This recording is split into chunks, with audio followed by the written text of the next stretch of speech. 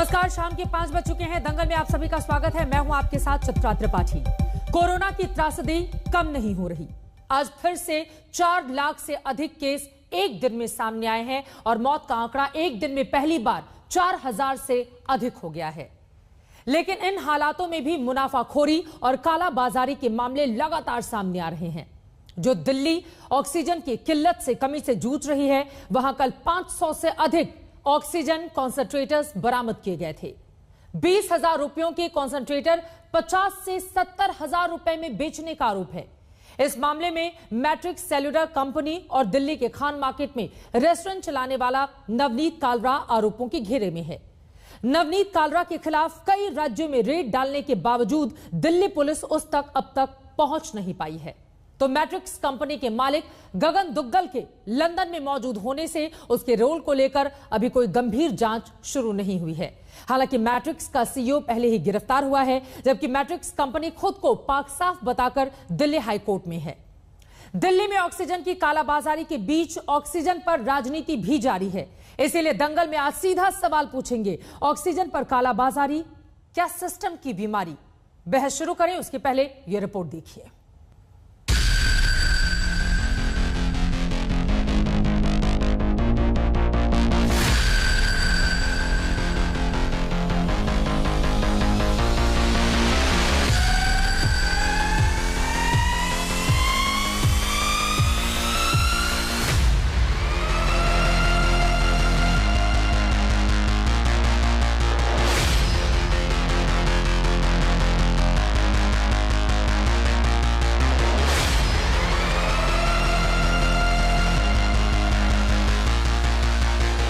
जब ऑक्सीजन की कमी से दिल्ली की सांसें उखड़ रही हों, तब ऑक्सीजन कंसंट्रेटर्स के जरिए कालाबाजारी और मुनाफाखोरी के आरोपों ने दिल्ली को हैरान किया है। दिल्ली के पॉश खान मार्केट के खान चाचा रेस्टोरेंट समेत अन्य जगहों से ऑक्सीजन कंसंट्रेटर्स की बरामदगी के मामले में अब तक मास्टरमाइंड बताया जा रहा खान चाचा रेस्टोरेंट का मालिक नवनीत कालरा फरार है। लेकिन पुलिस को उसके खिलाफ कई सबूत मिल रहे हैं। नवनीत का एक ऑडियो चैट सामने आया है। I have 2 lakh calls to attend, so I won't be able to answer each and everybody's personal questions. मैंने सारी डिटेल आपको सेल्फ एक्सप्लेनेटरी मैसेज में भेजी हुई है। कौन सा मॉडल है, क्या है, एक मशीन पर पर्सन मैं खान मार्केट वालों को दे सकता हूँ उनके घर की यूज़ के लिए। और अगर किसी को भी चाहिए तो पेमेंट डिटेल्स मेरे पास मैक्सिमम 3 बजे तक भेज देंगे तो वो मशीन ब्लॉक होंगी। 3 बजे के बाद मेरी मशीन सारी खत्म हो रही है तो मैं खान मार्केट फ्रेंड्स को भी नहीं अलॉट कर पाऊंगा। So please share this message. Oxygen concentrators को लेकर नवनीत कालरा का व्हाट्सएप चैट पहले ही सामने आ चुका है। कोरोना के कहर से कराह रही दिल्ली वालों को ऑक्सीजन कंसंट्रेटर की जरूरत थी और इसी का फायदा नवनीत कालरा उठा रहा था। आज तक के पास वो व्हाट्सएप चैट भी है जिसमें नवनीत कालरा लोगों से 20,000 रुपए के कॉन्सेंट्रेटर के 50 से 60 से 70,000 रुपए डिमांड कर रहा था। आज तक के पास वो वीडियो भी मौजूद है जिसमें खान मार्केट के खान चाचा रेस्टोरेंट के बाहर लोगों की लंबी कतारें लगी हुई हैं। लोग ऑक्सीजन कॉन्सेंट्रेटर के लिए लगातार नवनीत कालरा से गुहार लगा रहे थे और वो इसी बात का फायदा उठाकर गोरख धंधा कर रहा था। दिल्ली पुलिस के मुताबिक लंदन में रहने वाले व्यवसायी के मालिक गगन दुग्गल की कंपनी मैट्रिक्स सेल्युलर के नाम पर 650 ऑक्सीजन कंसंट्रेटर मंगाए गए थे। इनमें से 120 ऑक्सीजन कंसंट्रेटर बेचे जा चुके हैं। सूत्रों के मुताबिक 1 करोड़ रुपए से ज्यादा के ऑक्सीजन कंसंट्रेटर अब तक बिक चुके हैं। दिल्ली पुलिस को अंदेशा है कि नवनीत कालरा ने कई लोगों से बल्क में ऑक्सीजन कंसंट्रेटर की सप्लाई देने के लिए लाखों रुपए एडवांस भी लिए हैं। नवनीत कालरा की तलाश में दिल्ली समेत कई राज्यों में दिल्ली पुलिस ने रेड डाली है। सूत्रों के मुताबिक इलेक्ट्रॉनिक सर्विलांस में उसकी आखिरी लोकेशन हरिद्वार के आसपास पाई गई है। इस बीच मैट्रिक्स कंपनी ने दिल्ली हाईकोर्ट का रुख करके खुद को पाक साफ बताया है। कंपनी के मुताबिक ऑक्सीजन कंसंट्रेटर्स को खरीदने में कोई गोरख धंधा नहीं हुआ। कंपनी की याचिका के बाद हाईकोर्ट ने पुलिस से जांच की स्टेटस रिपोर्ट मांगी है। वैसे पुलिस ने मैट्रिक्स के सीईओ गौरव खन्ना को रेड के साथ ही गिरफ्तार किया था। इस बीच जब ऑक्सीजन की कालाबाजारी का बड़ा मामला सामने आया है तो ऑक्सीजन की राजनीति भी गर्मा गई है। बीजेपी सांसद मीनाक्षी लेखी ने ट्वीट करके पूछा है कि क्या दिल्ली में ऑक्सीजन की कमी के पीछे कहीं ऑक्सीजन स्कैम तो नहीं है। उधर दिल्ली सरकार लगातार केंद्र से ऑक्सीजन मांग रही है। करंट जो जरूरत है हॉस्पिटल की वो करीब 700 मीट्रिक टन की है, उसमें कम ना करें। और हमें पूरी उम्मीद है कि केंद्र सरकार पूरा सहयोग करेगी। जैसे एक दिन 730 टन मिला, आगे भी 730 टन ऑक्सीजन दिल्ली को 700 टन ऑक्सीजन दिल्ली को दिलवाने में मदद करती रहेगी। दिल्ली से तंसीम हैदर और अरविंद ओझा के साथ आज तक ब्यूरो।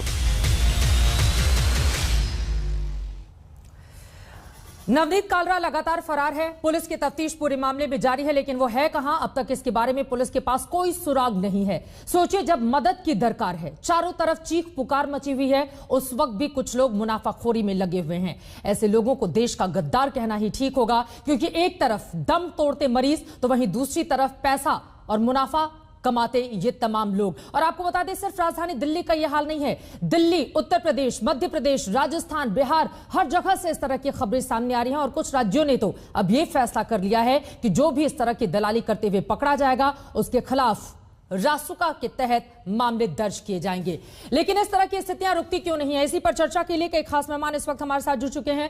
उनका तारुफ आपसे करवा देती हूं। इस वक्त हमारे साथ विकास सिंह जी, जो कि प्रेसिडेंट हैं सुप्रीम कोर्ट बार एसोसिएशन के, वो हमारे साथ जुड़ चुके हैं। गौरव भाटिया, राष्ट्रीय प्रवक्ता भारतीय जनता पार्टी के, इस वक्त हमारे साथ मौजूद हैं। आम आदमी पार्टी की ओर से राघव चड्ढा जी इस वक्त हमारे साथ जुड़ चुके हैं। साथ ही पूर्व डीजीपी उत्तर प्रदेश के विक्रम सिंह हमारे साथ मौजूद हैं। और साथ ही मौजूद हैं मैनेजिंग एडिटर कंज्यूमर वॉइस के श्रीराम खन्ना जी। लेकिन सबसे पहले शुरुआत विकास सिंह जी आपसे ही करते हुए, चूंकि दिल्ली वाला मामला जो है वो हाईकोर्ट के भीतर भी है और हाईकोर्ट ने कई अलग अलग मामलों में अपनी कल अहम टिप्पणी भी की थी। लेकिन इस तरह के मामले जब भी सामने आते हैं, कोर्ट की प्रक्रिया क्या होती है, प्रोसीजर क्या कहता है, कानून इसके बारे में कितने सख्त हैं? क्योंकि सिर्फ ये मामला राजधानी दिल्ली का नहीं, बल्कि आसपास के कई इलाकों में एक बड़े नेटवर्क के तौर पर दिखाई दे रहा है। किस तरह से समझाएंगे कि कानून इसको लेकर कितना सख्त है, ताकि इस तरह के मामले जब भी सामने आए उसको रोका जा सके? विकास जी।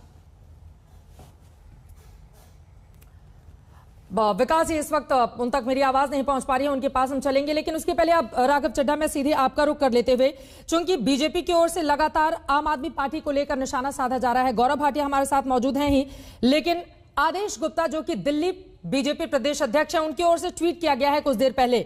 उन्होंने लिखा है कि एक तरफ दिल्ली की जनता ऑक्सीजन सिलेंडर के लिए दर बदर भटक रही है और दूसरी ओर आप विधायक इमरान हुसैन अपने घर पर 630 से ज्यादा ऑक्सीजन सिलेंडर की जमाखोरी करके बैठे हैं। क्या अरविंद केजरीवाल ने अपने विधायकों और समर्थकों को कालाबाजारी करने का कोई स्पेशल लाइसेंस दे रखा है? क्या जवाब है आपका? पहली चीज तो यह, इतनी झूठ, अनर्गल और गलत बातें करने के लिए आदेश गुप्ता जैसे लोगों के ऊपर कार्रवाई होनी चाहिए, मानहानि के मुकदमे होने चाहिए और वो जेल की सलाखों के पीछे होने चाहिए। अगर 600 से ज्यादा सिलेंडर हमारे मंत्री के पास है, हमारे किसी नेता के पास है, तो मैं इस चैनल के माध्यम से दिल्ली के पुलिस कमिश्नर को कहता हूं, अगले 15 मिनट में उसे गिरफ्तार कर जेल की सलाखों के पीछे डालिए। दिल्ली पुलिस तो आपकी है।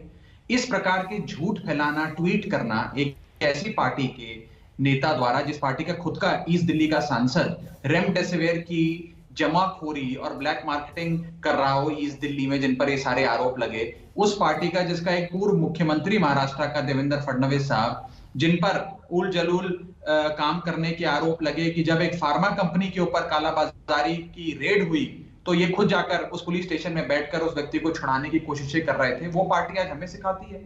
दिल्ली हाईकोर्ट में एक अर्जी डाली गई कि एक व्यक्ति इमरान हुसैन जी, पार्टी के, आम आदमी पार्टी के हैं, मंत्री हैं, उनके पास कुछ सिलेंडर्स हैं जो वो भर के अपनी जनता को दे रहे हैं, लेकिन इसकी जांच होनी चाहिए, सीबीआई इसकी जांच करे।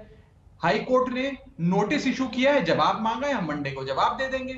और हाईकोर्ट ने जब नोटिस इशू किया तो साथ में यह भी कहा कि अगर इमरान हुसैन साहब, जिनका वकील ये कह रहा है कि हम दिल्ली के बाहर से, फरीदाबाद, राजस्थान, अन्य जगहों से सिलेंडर भरा कर लाते हैं और अपनी क्षेत्र की, अपनी विधानसभा क्षेत्र की जनता को इस महामारी में सिलेंडर देते हैं, तो क्या बुरा कर रहे हैं? वो तो दिल्ली का ऑक्सीजन कोटा बढ़ा रहे हैं, ये हाईकोर्ट ने कहा, हाईकोर्ट ने टिप्पणी दी। और मैं एक चीज आपको और मैं अहम बता दूं, उसी व्यक्ति, उसी विधायक, उसी मंत्री जिसकी आप आम आदमी पार्टी की बात कर रहे हैं, उनके इलाके के 500 वीडियो मैं अभी आपको व्हाट्सएप करूंगा, एक एक वीडियो में जनता उनको दुआएं दे रही है और कह रही है कि आप ऊपर वाले के फरिश्ते हो, कि मेरी माँ आज इसलिए जीवित है क्योंकि आपने एक सिलेंडर मेरे को उपलब्ध करा दिया, और मेरे पिताजी इसलिए जीवित हैं क्योंकि इमरान साहब आपने सिलेंडर दे दिया। आज एक विधायक की ये जिम्मेदारी बनती है कि अगर वो दिल्ली के ऑक्सीजन के कोटे से नहीं बल्कि दिल्ली के बाहर किसी जगह से अगर ऑक्सीजन में सिलेंडर में भर के लाता है, अपने क्षेत्र की जनता को देता है, तो क्या गलत। और जहां तक काला बाजारी और मुनाफाखोरी की बात है, दिल्ली सरकार ने पूरी सख्ती से एक्शन लिया है। सबसे पहले हमने डीएम्स और एसडीएम्स हमारे जितने हैं उनको तैनात करा है कि कहीं पर भी मुनाफाखोरी जमाखोरी है तो आप एक्शन लीजिए। दिल्ली पुलिस को भी हमने यही हिदायत दी है। लेकिन नवनीत कालरा है कहां, इसके बारे में कोई बता पाने की स्थिति में अभी तक नहीं है। कहा जाता है कानून के हाथ बहुत लंबे होते हैं, लेकिन कब वो पकड़ा जाएगा ये अपने आप में बड़ा सवाल। ठीक है, आपने बहुत महत्वपूर्ण बात कही है, उस पर जवाब गौरव भाटिया का मैं ले लेती हूं। गौरव भाटिया, जो हाहाकार के वक्त मददगार है, उसको लेकर बीजेपी की पूरी टीम सवाल क्यों खड़े कर रही है? और इन्होंने कहा है कि देखिए किस तरह के रिएक्शन आ रहे हैं, उनकी जनता वाहवाही कर रही है, लेकिन बीजेपी को दरअसल ये बर्दाश्त नहीं हो रहा है। गौरव भाटिया। चित्रा जी, कानून की कम समझ होना और इस तरह के अनर्गल बयान देना, ये क्या दर्शाता है? ये दर्शाता है कि रक्षक ही भक्षक बन चुका है और केवल राजनीतिक बातें कर रहा है। लेकिन इन सब की बातों से बहुत ऊपर दिल्ली का उच्च न्यायालय है। दिल्ली के उच्च न्यायालय ने क्या टिप्पणी करी जब पता चला इमरान हुसैन, जो कि आम आदमी पार्टी के एमएलए हैं, इस तरह से जमाखोरी कर रहे हैं। उन्होंने पहले तो जवाब मांगा और उसके बाद उन्होंने कहा कि इंसानियत ऐसा लगता है कि मर गई है। और दिल्ली हाईकोर्ट में तो जवाब दिया जाएगा, दिल्ली हाईकोर्ट फैसला भी करेगा। लेकिन आप याद करिए, जब 5 सितारा एक जो है होटल में 100 कमरे जुडिशरी के लिए किए थे, तो आम आदमी पार्टी ने कहा था सब जुडिस मैटर है, हम नहीं बोलेंगे। आज बोल रहे हैं, आज सब जुडिस नहीं है। लेकिन मैं इनको बताना चाहता हूँ होर्डिंग होती क्या है। होर्डिंग ये होती है, हम आज पूरे देश में हर प्रदेश को, हर नागरिक को ऑक्सीजन की आवश्यकता है। हर प्रदेश का एक कोटा निर्धारित कर दिया गया है। तो अगर कोई एमएलए दूसरे प्रदेश से, जैसा खुद इन्होंने माना, फरीदाबाद से ला रहा है, तो क्या इसकी अनुमति है? दूसरी बात, फरीदाबाद में ऑक्सीजन कम पड़ेगा, अगर हरियाणा में कम पड़ेगा तो जिम्मेदार कौन होगा?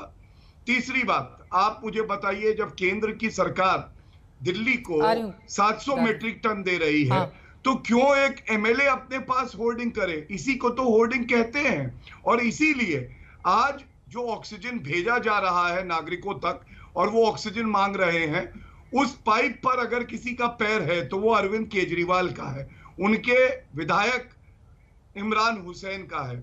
और मैं इतना ही कहूंगा कि आप बताइए, कार्रवाई की बात करें तो कितनी मजबूती से केंद्र सरकार ने कार्रवाई करी है। ये जो आपने नवनीत कालरा का भी उदाहरण दिया ना, कानून के हाथ बहुत लंबे हैं चित्रा जी, और एक सख्त संदेश जाना चाहिए कि इस वक्त कोई भी कालाबाजारी करेगा, वो आम आदमी पार्टी का एमएलए हो या कोई और व्यक्ति हो, कौन देगा? चित्रा जी, मैं अपनी बात पूरी कर लूं चित्रा जी? आप ही से ये सवाल है गौरव, मैं आ रही हूं राघव। मैं अपनी बात पूरी करना चाहूंगा, आप उसी का जवाब दे रहा था, आपने बीच में टोका। हाँ, आज ये जो नवनीत कालरा का मामला है, इसमें 4 गिरफ्तारी हुई है। दिल्ली पुलिस ने कई ऐसे लोगों को भी गिरफ्तार किया है जिनके पास से ऑक्सीजन सिलेंडर खाली और भरे पाए गए हैं।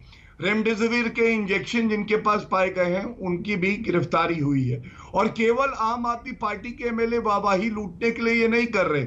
इंदौर का एक मामला सामने आया है, कांग्रेस पार्टी यहाँ नहीं है, उनके लीडर वहां गिरफ्तार हुए हैं, उनके पास भी जो ऑक्सीजन सिलेंडर्स होते हैं वो, और जो मीटर्स होते हैं उसमें लगाने वाले, वो पाए गए हैं, उसकी कालाबाजारी कर रहे थे।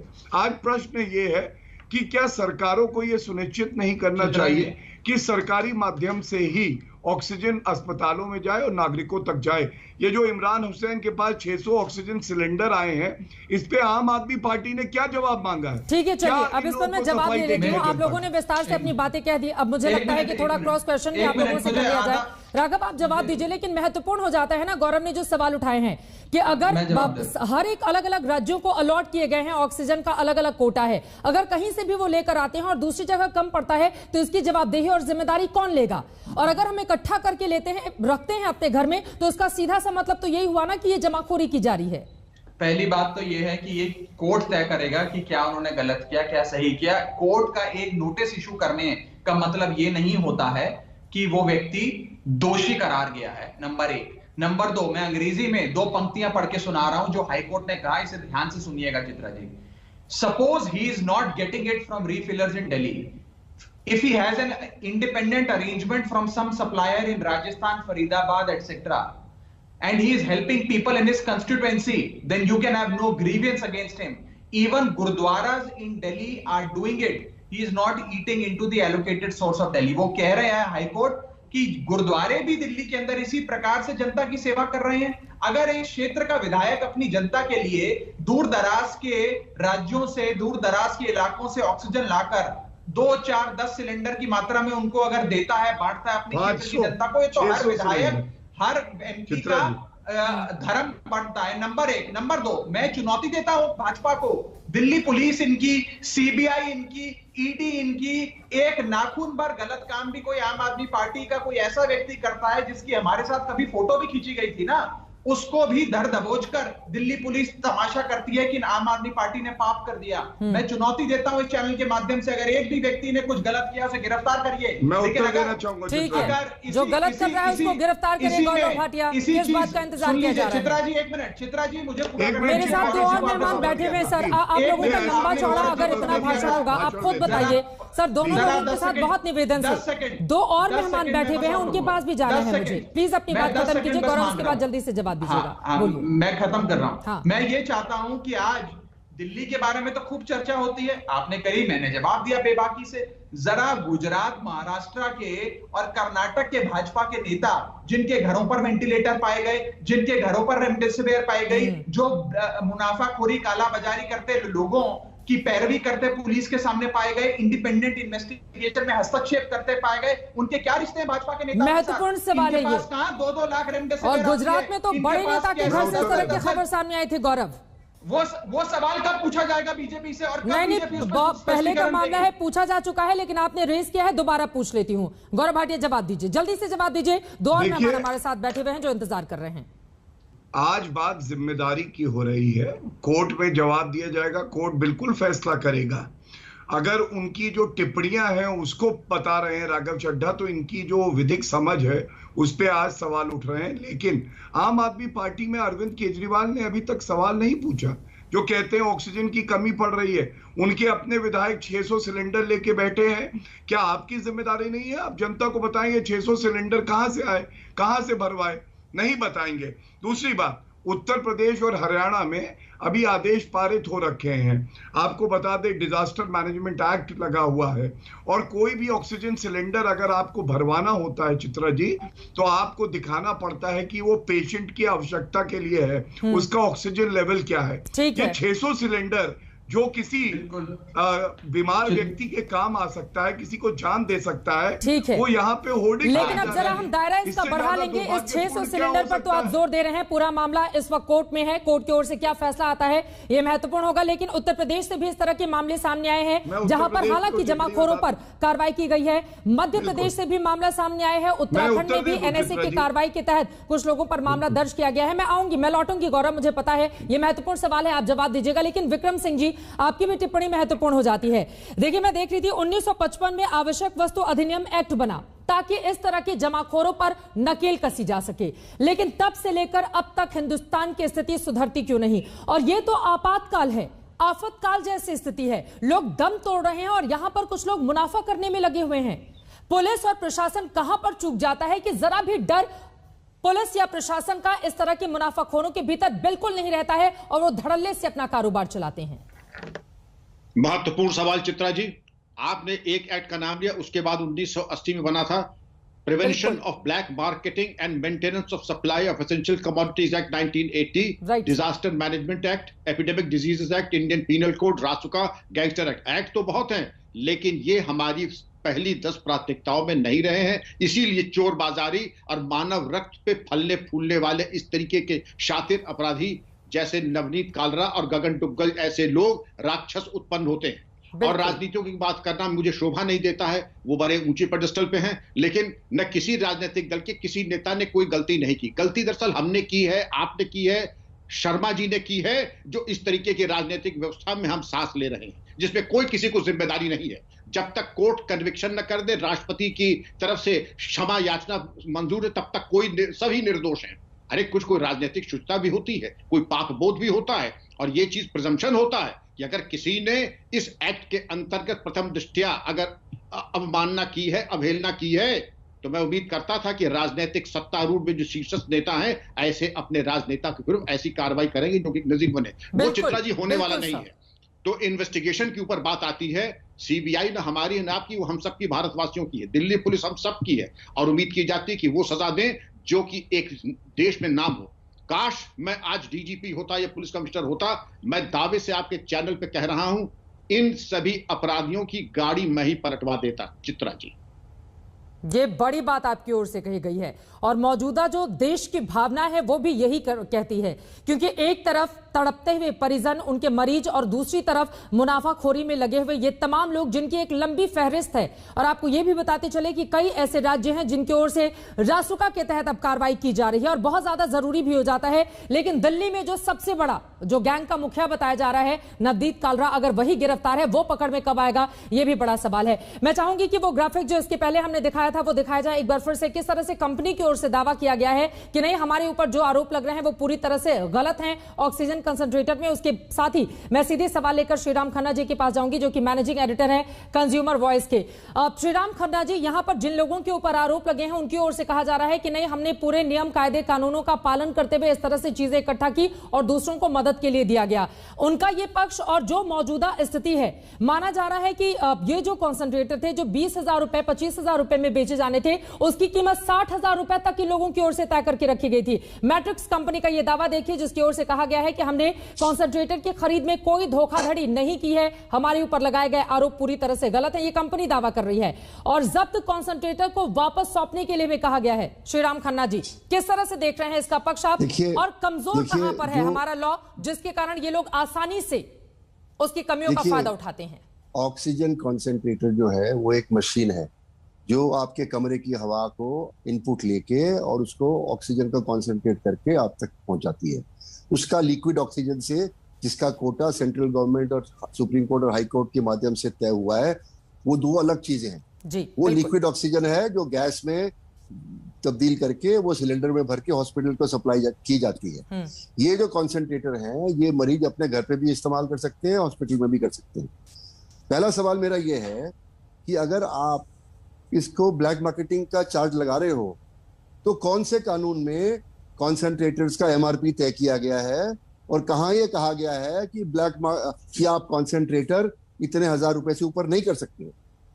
मेरी जानकारी में सेंट्रल सीजीएचएस की स्कीम के अंदर जो उनके सीजीएचएस एम्प्लॉइज हैं, जो उनको हेल्थ कवरेज मिली हुई है, वो ऑक्सीजन कॉन्सेंट्रेटर जब बाजार में खरीदते हैं तो 45,000 रुपया उनको वो देती है गवर्नमेंट। तो जो प्राइस है, नॉर्मल प्राइस है जो ऑर्डिनरी कॉन्सेंट्रेटर का, वो 45,000 रुपए के आसपास है, और दूसरी लेवल का है वो उसका 1.5 लाख का है। तो आप अगर किसी व्यापारी के दुकान पर छापा मार के आप उस पर आरोप लगा रहे हो कि आपने ब्लैक मार्केट करा है, तो कौन से कानून के अंदर आपने छापा मारा है, कौन से दाम आपने कानून में तय किए थे जिसको उसने वायलेट किया है, किसको उन्होंने बेचा है।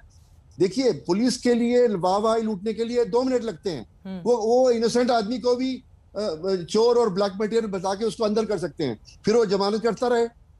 मेरा ये कहना है कि ना इंडिया टुडे ने इसकी जानकारी ली है, ना कोई इंडिपेंडेंट वेरिफिकेशन हुआ है, और अगर कोई कंपनी अपना पक्ष रख रही है तो उसके पक्ष को सुना जाना चाहिए। और पुलिस को आपको पढ़ के सुनाया, अपने रिपोर्ट में भी दिखाई और आपसे सवाल पूछने के पहले भी सुनाया। तो आप ये कह रहे हैं कि मैट्रिक्स कंपनी मासूम है, उसके ऊपर जो चार्जेस लगाए गए हैं वो पूरी तरह से गलत है क्या? नहीं, मैं ये नहीं कह रहा हूं, मैं ये कह रहा हूं कि आप जो जिस चीज का नॉर्मल प्राइस 45,000 रुपए मिनिमम है सीजीएचएस के रेट लिस्ट के हिसाब से, और वो उसको 60,000 रुपए में बेच रहा है, जैसे आप कह रहे हो, मुझे नहीं पता कितने में बेच रहा है, तो कौन से कानून का उससे उल्लंघन कर दिया? कोई कानून है जो कहता है कि आप 60,000 से ऊपर, 40,000 से ऊपर नहीं बेच सकते? ये तो कोई कानून नहीं कहता। सीजीएचएस का जो पेशेंट है वो भी अगर 60,000 रुपए का खरीद के जाता है और गवर्नमेंट को बिल देता है तो गवर्नमेंट उसको 45,000 रुपए रिइंबर्स करती है, 20,000 रुपए जेब से देता है। तो ये कोई एसेंशियल कमोडिटी आपने क्लासिफाई नहीं करी है अभी तक। और अगर आपने की होती तो जब पोर्ट पे ये माल इंपोर्ट हुआ था तो आपने क्या कोई तरीका अपनाया मिनिस्ट्री ऑफ कॉमर्स ने या मिनिस्ट्री ऑफ हेल्थ ने टू मेक श्योर कि ये जो इसकी डिस्ट्रीब्यूशन है इसके प्राइस के ऊपर ना बेचा जाए? ये बड़ा सवाल आपने खड़ा किया है और पुलिस के रवैये पर भी आप यहाँ पर क्वेश्चन रेज कर रहे हैं। विक्रम सिंह जी जवाब दीजिए सीधे सीधे पुलिस के रवैये पर कि कोई कंपनी कहीं मैं आ रही हूँ गौरव, एक बार विक्रम सिंह जी की बात हो जाए, बोलिए। चित्रा जी केवल 3 पॉइंट मैं कहना चाहूंगा। मैं CGHS के कवर्ड हूं, उसमें यह नहीं दिया है कि 45,000 का ले सकते हैं, 45,000 तक ले सकते हैं। वो 20,000 का हो तो 20,000 मिलेगा, 30 का हो, लेकिन 45,000 से ऊपर नहीं ले सकते हैं।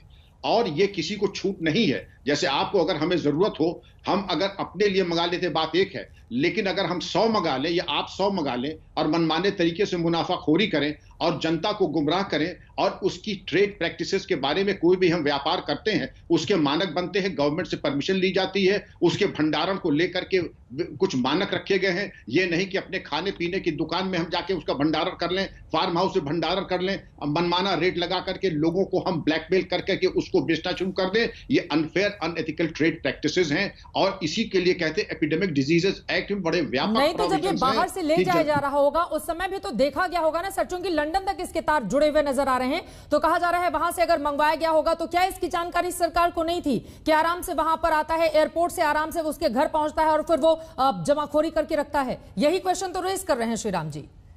बिल्कुल ठीक क्वेश्चन रेज करें श्रीराम जी, बड़े सम्मानित हमारे पैनलिस्ट हैं। लेकिन जो पुलिसिंग है उसके बारे में मैं ये बताना चाहूंगा कि कस्टम सेंट्रल एक्साइज के अधिकारियों ने कदाचित जो इनवॉइस होगा, जो उन्होंने जिस कागजात के ऊपर इसका इंपोर्ट अलाउ किया, 99% ये चाइना से आया होगा, वो अपनी जगह है। और इस अफरा तफरी के पैंडेमिक जो हमारे यहाँ है उसमें शायद इन्होंने सोचा होगा लाइफ सेविंग इक्विपमेंट उसको अलाउ कर दिया, लेकिन ये किसी को अंदाज नहीं है कि एक खान मार्केट में एक ईटरी के अंदर इसका भंडारण करके मनमाने तरीके से मुनाफा लेकर के गुणवत्ता के ऊपर विचार न करके, गारंटी के ऊपर ध्यान न दे करके, सावधानी और उसके बारे में जो प्रशिक्षण होता है उसकी कार्रवाई न करके केवल यूट्यूब की क्लिप्स भेज करके उसके ऊपर प्रशिक्षण दे देना, यह औचित्यपूर्ण नहीं है। और इसमें एक नहीं जी कई चीजें हैं। महत्वपूर्ण बात आपकी ओर से कही गई है और यही तो सवाल है कि आखिर इस तरह की परिस्थितियां बनती कैसे हैं, पैदा कैसे हो जाती हैं। देखिए कंपनी के यहां पर अपने अलग दावे हैं, उसके दावों में भी थोड़ा दम दिखाई देता है, लेकिन वहीं दूसरी तरफ दरअसल हमारे देश के कानून इतने लचर हैं कि इस तरह के लोग फायदा उठाते हैं, वो भी तब जब महामारी का विकराल रूप पूरे हिंदुस्तान को परेशान किए हुए है। इसको रोका कैसे जाए? हिंदुस्तान में आखिर क्या कानून को कड़े किए जाने की जरूरत है? ऐसे लोगों पर लगाम कैसे लगे? यहीं से चर्चा में आगे बढ़ेंगे। एक छोटे से ब्रेक के बाद हम फौरन लौट रहे हैं, आप देखते रहिए आज तक। ऑक्सीजन पर कालाबाजारी क्या सिस्टम की है बीमारी, इसी बात को लेकर लगातार दंगल में चर्चा जारी है। इस वक्त की बड़ी खबर आपको जल्दी से दे देते हैं। राजधानी दिल्ली में ऑक्सीजन की किल्लत को लेकर आम आदमी पार्टी और केंद्र सरकार के बीच लगातार आपस में एक रस्साकशी का दौर हमने देखा। इन सब के बीच ऑक्सीजन और दवा के लिए टास्क फोर्स का गठन किया गया है। ये इस वक्त की बड़ी खबर आपको हम दे रहे हैं। बाकायदा ऑक्सीजन और दवा के लिए टास्क फोर्स का गठन किया गया है। ऑक्सीजन आवंटन के लिए सुप्रीम कोर्ट ने ये टास्क फोर्स बनाई है। सुप्रीम कोर्ट ने नेशनल टास्क फोर्स का गठन किया है, यानी कि कुल मिलाकर 12 सदस्यीय ये टास्क फोर्स अब ये सुनिश्चित करेगी कि ऑक्सीजन आवंटन पूरी तरह से सुनिश्चित की जाए, जिसकी डिमांड लगातार दिल्ली सरकार की ओर से की जा रही है।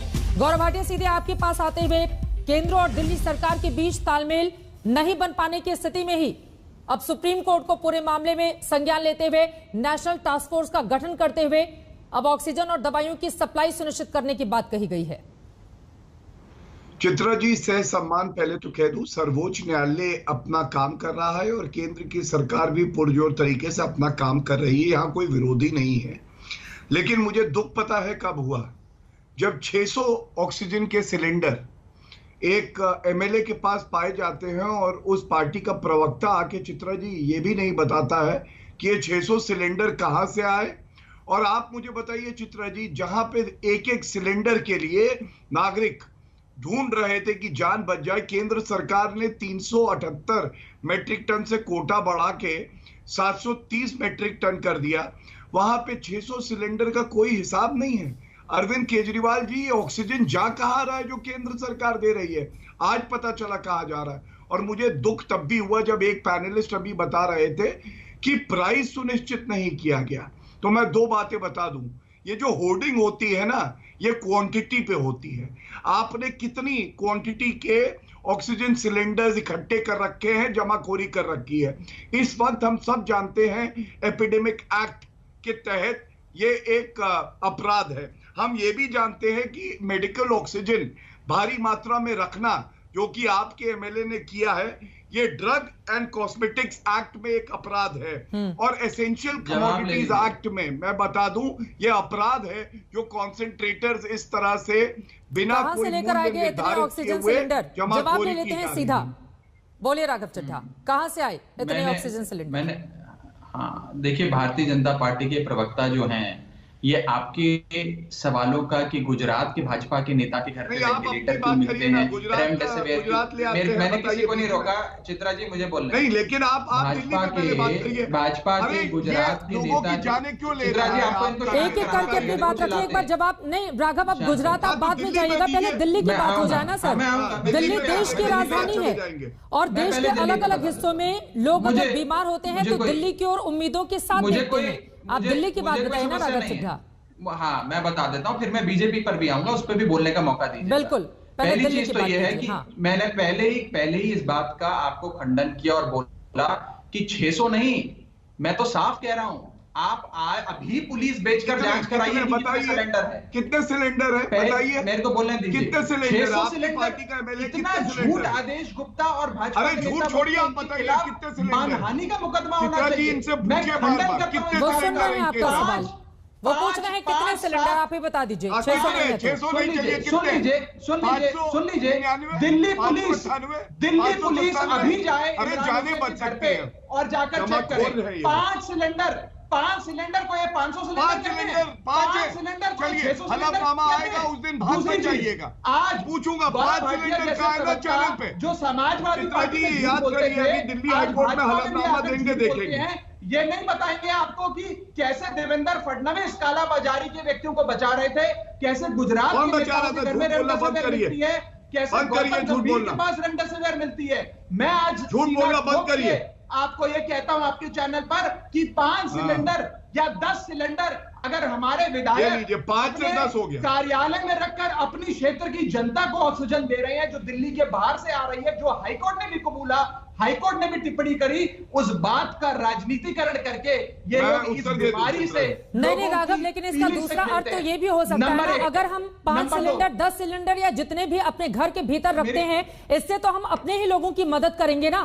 फिर जो दूसरे पक्ष वाला होगा उसको तो कोई पूछने नहीं जाएगा। ये आम जनता के साथ खिलवाड़ हुआ ना राघव चड्ढा। अपने लोगों की, विधायक अपने लोगों की करता है। विधायक 5 और 10 सिलेंडर में कितने अपने लोगों को, विधानसभा के क्षेत्र के लोगों को शामिल करना? मैं उत्तर देना चाहता हूं। तो विधायक तो क्षेत्र का विधायक होता है, मैं भी विधायक हूं। मेरी क्षेत्र की जनता चाहे अस्पताल का एडमिशन या सिलेंडर के लिए बोलती है, मैं उनके घर पे मुहैया कराने की हर संभव प्रयास करता हूं। विधायक की अपनी कोई जनता होती है, पूरा क्षेत्र विधायक का होता है। नंबर 1।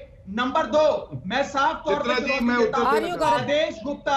आदेश गुप्ता और ऐसे प्रवक्ता जो अनर्गल झूठ बोलते हैं, इनके खिलाफ कानूनी कार्रवाई होनी चाहिए। और मैं इमरान हुसैन साहब से कहूंगा कि इन लोगों के खिलाफ कार्रवाई करो जो झूठे आंकड़े 600 आकर आपके चैनल पे चिल्लाते हैं कि मानहानि का मुकदमा करेंगे आपके खिलाफ। गौरव भाटिया, और दूसरी चीज सुनिए, गुजरात में इनके नेता के घर पर 100 वेंटिलेटर पाए गए। इन्होंने आपको जवाब दिया चित्रा जी? ठीक है। देवेंद्र फडणवीस रेमडेसिविर की कालाबाजारी कर रहे हैं, जवाब ले लेती हूं। इन्होंने आपको जवाब दिया। आपके कौन से सवाल का जवाब गौरव भाटिया ने दिया, आप मुझे बताइए। एक सवाल, और आप उन्हें बीच में रोकती नहीं है। एक सवाल का जवाब ये तो गलत बात है राघव चड्ढा जी। ये कम से कम एक सवाल का जवाब तो ले लो। के विवेक पर छोड़ देनी चाहिए। एक सवाल का जवाब तो ले लो। पत्रकार से सवाल नहीं पूछते हैं, जवाब देते हैं सरकार में आते हैं। आप जवाब सुनिए तो। अब आपने जो सवाल खड़े किए हैं सुन लीजिए। आप गुजरात महाराष्ट्र पर जवाब चाहते हैं, सुन लीजिए गौरव भाटिया जी। लेकिन आप भी बार बार दिल्ली घूम कर आ रहे हैं। एक सेकंड राघव जी, एक सेकंड प्लीज, थोड़ा सा। गौरव भाटिया, आपको भी जवाब देना चाहिए ना। महाराष्ट्र और गुजरात की बात को बार बार देवेंद्र फडणवीस जी पे जवाब दूंगा, लेकिन पहले मैं अपनी बात रख लूं, ये वादा है मुझे, और 1-1.5 मिनट का ही समय चाहिए चित्रा जी। सबसे पहले देखिए सरकार और पार्टी का फर्क क्या होता है। अब इनको शांत कराइए। मैंने दिल्ली में जवाब दिया ना, शांत कराइए। कोई जवाब नहीं दिया आपने। ठीक है, उन्होंने 1.5 मिनट ही मांगा। सुन लीजिए राघव, एक बार सुन लीजिए उनकी बात। उन्होंने 1.5 मिनट ही मांगा है, जल्दी से अपनी बात कंप्लीट कीजिएगा। इस पर जवाब लीजिए पहले। देवेंद्र फडणवीस और गुजरात के पर जवाब मांग रहे हैं और गुजरात के नेता में पहले उस पर जवाब देंगे। ठीक है, आप सुनिए राघव चड्ढा प्लीज, पहले उस पर जवाब लीजिए। ठीक है गौरव, दिल्ली पे तो बोलते रहेंगे, दिल्ली पे तो झूठ चिल्लाएंगे 600। पहले देवेंद्र फडणवीस पर जवाब लीजिए। आपके चैनल पे खुद ही 5 सिलेंडर से 10 पे आ गए, 2 मिनट में दुगने कर दिए। मैं कहता हूं चाहे 5 हो, 10 हो, 100 हो, 599, हमारे पास आंकड़े चाहे 600 हो, लेकिन एक बात स्पष्ट है कि जमाखोरी हो रही थी। और एक सिलेंडर से अगर एक व्यक्ति की जान भी बच सकती है तो आज ये गुनाहगार हैं, मान रहे हैं 10 वो तो कह रहे हैं कि हम लोगों की मदद ही कर रहे हैं ना, अगर हमारे पास 5 सिलेंडर है तो। मैं समझा रहा हूं चित्रा जी, मैं समझा रहा हूं। अच्छा, अगर आज केंद्र की सरकार ये कहे अपने सारे एमपी को 100-100 सिलेंडर दे देंगे, जो हमारे समर्थक हैं उनको जाके बांट दीजिएगा, तो फिर इनके हिसाब से तो ये ठीक होना चाहिए। सरकार और पार्टी में ही चित्रा जी यही फर्क होता है। सरकार सुनिश्चित करती है कि पर्याप्त ऑक्सीजन अस्पताल और मरीजों के पास पहुंचे, एमएलए को नहीं दिए जाते हैं। इसीलिए ये एक हत्या से कम नहीं है। दूसरी बात, देवेंद्र फडणवीस जी जल्दी से अब बिल्कुल मैं देवेंद्र फडणवीस जी पे क्योंकि बड़े व्याकुल थे। किसकी सरकार है महाराष्ट्र में? महाराष्ट्र में सरकार है महावसूली अघाड़ी की।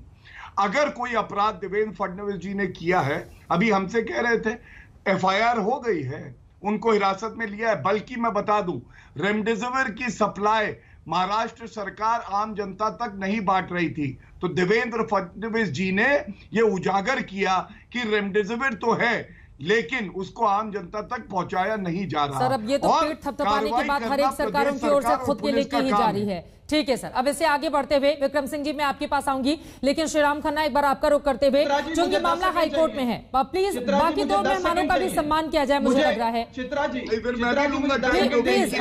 मुझे लग रहा है गौरव आपके लिए भी, राघव आपके लिए भी, बाकी भी 2 मेहमानों का सम्मान कीजिए प्लीज। बिल्कुल, आप विक्रम सिंह जी को बुलाइए। चलिए 10 सेकंड में अपनी बात बोलिए, जल्दी से बोल लीजिए। श्रीराम जी मैं आती हूँ आपके पास। मैं बस इतना कहना चाहता हूँ कि दिल्ली हाईकोर्ट ने इमरान हुसैन साहब के मामले में यह भी कहा कि दिल्ली के गुरुद्वारे भी इसी हिसाब से। सर आप गुरुद्वारे से ठीक है, दिल्ली हाईकोर्ट की टिप्पणी महत्वपूर्ण है, लेकिन एक व्यक्तिगत नेता को गुरुद्वारे से दिल्ली सरकार थोड़ी ना तुलना करने के लिए बैठ जाएगी यहाँ पर। हाईकोर्ट के सर ये 4थी बार आप दिल्ली हाईकोर्ट और की टिप्पणी गुरुद्वारे के बारे में बता रहे हैं। ये मैंने भी पढ़ा है, हमारी जनता ने भी सुन लिया है सर।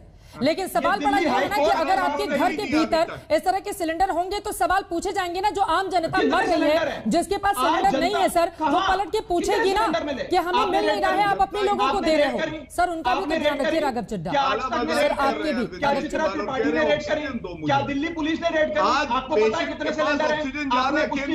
राघव चड्ढा आपने ही आंकड़े बताए हैं, वो 600 की बात कर रहे हैं, आपने 10 बता दिए। मैं तो आंकड़ों पर जा ही नहीं रही, मैं तो सिर्फ जमाखोरी पर हाईकोर्ट की टिप्पणी बात कर रही हूँ। मैं तो हाईकोर्ट की टिप्पणी की बात कर रही हूँ कि अगर किसी भी नेता को हाईकोर्ट हाजिर रहने के लिए कहता है, उसने राघव चड्ढा को तो बुलाया नहीं है, न ही उसने गौरव भाटिया को बुलाया है। अगर किसी भी नेता को बुलाया जा रहा है, ठीक है सर, अगर किसी भी नेता को बुलाया जा रहा है तो उस पर डिस्कशन डिबेट तो होगी ना। उनको क्लीन चिट तो जनता नहीं दे देगी, और खासतौर से वो जिन्होंने दम तोड़ा है अलग अलग अस्पतालों में। हम सब जानते हैं, कम से कम उनके लिए अपनी संवेदनशीलता रखें। अलग अलग अस्पताल में ऑक्सीजन की किल्लत की वजह से कैसे दम तोड़ते हुए लोग नजर आए। और आप दोनों ही लोगों को प्लीज सर, दोनों में से कोई पास साथ नहीं, मैं इससे आगे बढ़ूंगा। श्रीराम खन्ना जी सीधे आपका रुख करते हुए, अगर मैं सीधे ये भी बात करूं कि 10 लोगों 10 सिलेंडर की ही बात करें, हाईकोर्ट में ये मामला है जिसको एडमिट किया यहाँ पर राघव चड्ढा जी ने, तो क्या 10 सिलेंडर का मामला गंभीर हो जाता है, या फिर क्या लगता है आपको कि नहीं इसके लिए उनको छूट दी जाएगी? श्रीराम, देखिए मैं केवल इतनी बात कहना चाहता हूं कि ये जो नेता लोग हैं आपके पैनल पर एक दूसरे पर आरोप लगा रहे हैं, पॉलिटिकल बैटल लड़ रहे हैं, पॉलिटिकल कहानी कर रहे हैं, मुझे उसमें कोई दिलचस्पी नहीं है। पर मैं इन दोनों से ये बात पूछना चाहता हूं कि आपको खान मार्केट में कॉन्सेंट्रेटर्स बिक रहे थे ब्लैक मार्केट पे, उसमें तो पुलिस की रेड कर दी आपने। और जो दिल्ली के बड़े बड़े प्राइवेट हॉस्पिटल्स में एक कोविड पेशेंट को 15 दिन कन्फाइन करने के लिए 10-10, 15-15 लाख रुपए का बिल लिया जा रहा है, उसके खिलाफ कोई कार्रवाई हुई है आज तक? आपने कोई कार्रवाई नहीं करी। आपने 5 सितारा होटल्स जो 15-15 लाख रुपए एक कोविड पेशेंट के 10-15 दिन की ट्रीटमेंट के लिए चार्ज कर रहे हैं, उसके खिलाफ कार्रवाई नहीं कर रहे, उनको आप प्रोटेक्ट कर रहे हैं। और आप कह रहे हैं कि ये कंसंट्रेटर 50,000 नहीं 60,000 का बिक गया। कि ये क्या मजाक बना रखा है आप लोगों ने? क्या आप पॉलिटिक्स कर रहे हैं? ठीक है सर, आपने सवाल महत्वपूर्ण खड़े किए हैं, लेकिन देश के खिलाफ मौजूदा वक्त में अगर कोई भी गद्दारी करता है, तय कीमत से ज्यादा कीमत लेकर वो किसी भी सामान को बेचता है या दवाइयों की जमाखोरी करता है, तो उसके खिलाफ कार्रवाई होनी ही चाहिए। और देश में कम से कम कानूनों को भी मजबूत होना होगा और पुलिस के हाथ सिर्फ दिखाने के लिए ही नहीं, काम करने के लिए भी उतने ही लंबे होने चाहिए। क्योंकि अभी तक जो नवनीत कालरा है, जिसको लेकर सबसे ज्यादा सवाल खड़े हो रहे हैं, वो अभी तक फरार बताया जा रहा है। कब आएगा पुलिस की गिरफ्त में वो, ये बड़ा सवाल है। एक ब्रेक के बाद हम फौरन लौट रहे हैं। जमाखोरी और मुनाफाखोरी को किस तरह से रोका जाए, ये बड़ा सवाल है। एक तरफ जहां कोरोना के आंकड़े देश भर में बढ़ते हुए चले जा रहे हैं, हर जगह से परेशानी और बेबसी की तस्वीरें सामने आ रही हैं, तो वहीं कई ऐसे भी लोग हैं जिसका पूरा फायदा उठाने की कोशिश और कवायद में लगे हुए हैं। ऐसे लोगों को चुन चुन कर उनके खिलाफ कड़ी कार्रवाई की तत्काल जरूरत है, ताकि इस पर तुरंत लगाम लगाई जा सके। एक ब्रेक के लिए रुकेंगे। दंगल में आज के लिए बस इतना ही। हल्ला बोल में आज करेंगे बड़ी बहस बिहार को लेकर। कहीं जाएगा मत, आप देखते रहिए आज तक।